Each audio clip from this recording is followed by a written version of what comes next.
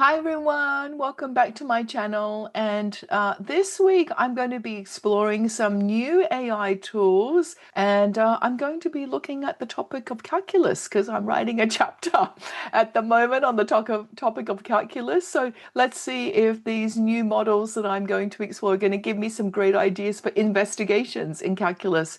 So if you're interested in exploring some new AI models with me, then please keep on watching.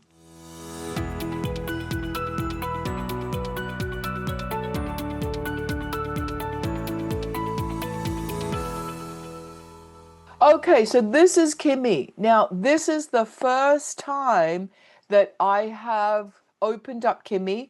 I haven't even logged in. You can see in the bottom corner, I haven't even logged in, but already I can see it looks so similar to Manus, where we can create websites, docs, slides, sheets, deep research, agent swarm. And then here are the different models, right? There's a thinking model, research, slides, sheets, the swarm, it's a massive search. Okay. I don't even know where to begin. Look, doc slides. Okay. So why don't I try and do something useful? Because you know I don't like to create AI slop and I don't want to waste any energy or resources. And I am writing a calculus chapter at the moment. So why don't I see if it can come up with some ideas on great investigations to teach students about differential calculus. Let's go. Can you give me some great suggestions and also build one app for me that would help students to understand the introduction to differential calculus, full stop? Focus on the gradient function and not on first principles, and keep it very visual and straightforward. Okay, I have no idea what it's going to come up with. Okay, but let's just go. This is instant, so I don't even know which model I should be using. Like, should I be using thinking or agent? But let's just try this first, okay? So here we go. Okay, I'm going to have to log in. All right, let's just see what it comes up with.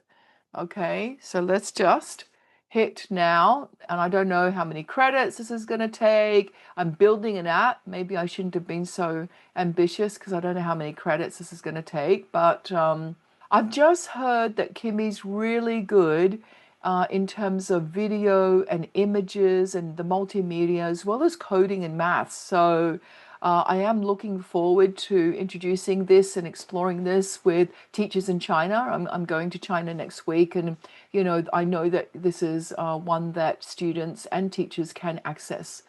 So here is an approach. Okay, so based on current educational research, here's a comprehensive approach to teaching differential calculus that emphasizes discovery while building solid foundations, including the gradient function, without relying on first principles. Beautiful. Okay, let's go.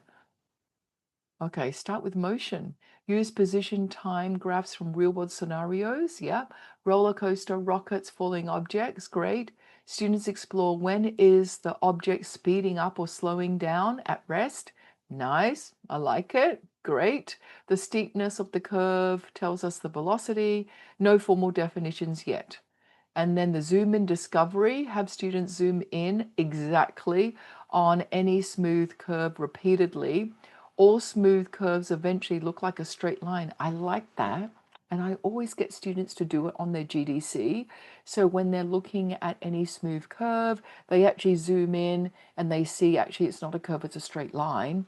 And I like to use the analogy of the world, right? Or the globe. We're kind of walking flat. It seems like we're walking flat, but if we actually zoom out, we're walking on a sphere. So the gradient function, numerical, yeah. So calculate average rates over increasingly small intervals. Yes, I have an investigation that precisely does that. Given y equals x squared, plot the tangent slopes. Yeah, we can either do that and plot them on paper, or we can use a GDC to verify it. The gradient function definition, the function that gives a slope. Yeah, emphasize it's a function that outputs slopes, not just a single slope. Exactly. Oh, this is good. I like it. I like it. Now the app concept, gradient lab. An exploratory calculus environment, the core philosophy. The app embodies constructionist learning. Great. Students build understanding by creating, manipulating, and predicting, not just consuming content. This is good. So is it going to build the app for me? So there's a sandbox, which is a free exploration mode, then the detective, the predictor, the sliders. Okay, so can you actually, oh, it's still going. Can it actually build the app? I'm assuming it can. Let's see. Oh, before I do that, I can see Kimi code. So let's go to Kimi code. Okay, so let's go to Kimi code. I don't know if we'll remember my, okay, get Kimi code. So a coding focus perk. Oh, okay. One subscription. Okay, it looks like, yeah, here we go. Kimi code I will have to pay for. So maybe I can't do that. Are you able to create this app? Let me just ask. Are you able to create this app?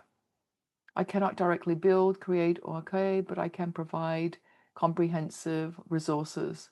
Okay, so there's an agent platform that it's giving me for production ready. Okay, so great. I'm so conscious about not creating an slot. What could I try to do? Why don't I try and create some slides? Okay, agent slides. So can you create 3 slides on introducing differential calculus, but make sure it's in an interactive, exploratory fashion? Okay, so let me just like see what it comes up with in the slides. So it's actually researching now.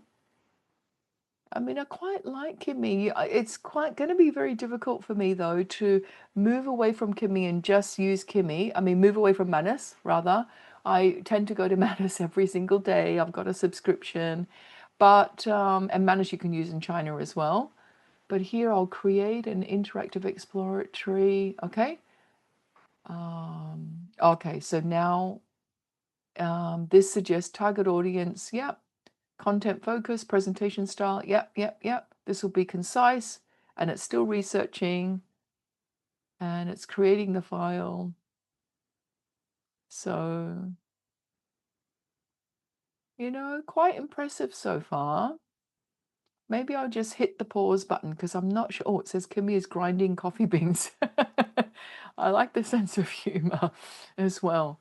Kimi is taking a break, really, from the research? Now it's generate. Okay, I was going to hit the pause button, but there's no need. It's just going to tell me the slide outline. And remember, we don't want death by PowerPoint. So I'm really hoping that this is, okay, let's just generate the slides. So remember, I'm always a little bit wary about using presentation generators because we don't want to be generating PowerPoints and lecturing for an hour in front of the classroom. But, they can give good instructions to students. They can have good prompts. They can have good exploratory learning experiences for students to explore. So I'm not saying that, don't use PowerPoint ever in your classroom, but make sure you're not using it as transmission method, but you're using it to really adopt an investigative approach. So I think I might hit the pause button because this is going to take a little while and I'll come back. Okay, so we're back and it's told me what is on each slide. It's 3 slides. I didn't want to, I'm playing around at the moment, so I didn't want to really waste too many resources, but it's completed. So click the card in the conversation. Oh, wow. Okay. So I can vote for the result here.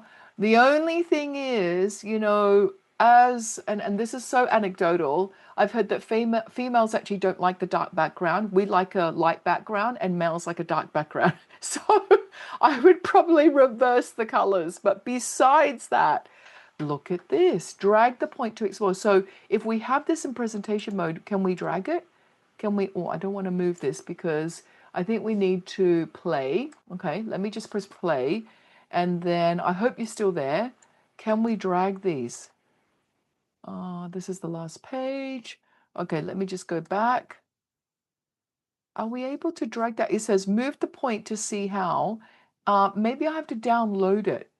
But I do like it. Wow. If we can drag that and explore and get the numbers for the actual gradient at particular points, that would be great. The second one is the secant to tangent. Yep, absolutely. And what that is, I tend to look at a chord rather than a secant, but same thing. Can I move this? I can't, well, I can't move this yet. I wonder if I've had to download. Okay, so let's escape from this, and I'm going to download and then play and see if it works. So, okay, even when I downloaded, I couldn't get the interactive curve explorer to work. So I'm not sure, but an animated visualizer, I would have loved this to have worked. So I wonder, I'm just going to put a thumb down for that. And then I'm going to say the interactive elements did not work. Okay, but we did give it a try, right? Can I submit this?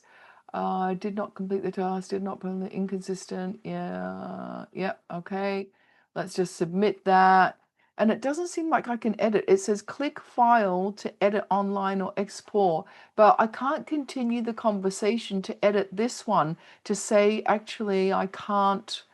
How do we use the interactive elements? If anyone figures that out, am I missing something? Like here it is, and I've got, okay, looking at the bottom. I mean, it looks beautiful, but I just can't drag the point. And you're supposed to watch this animation, and I think I downloaded it as a PowerPoint and then put it up, and I still couldn't get the animations to work. But you know, it's given me some ideas, at least, right? But maybe I'm not using it properly. I haven't looked at the deep research either. The chat history, it's got websites. I haven't tried building a website, and it actually said, I think Comet from Perplexity on Comet said that Kimi was quite good for the visual elements and gave you much better websites. So maybe in the next video, I'm going to build a website using Kimi. Thank you so much for joining me this week, and I hope to see you next time. Bye.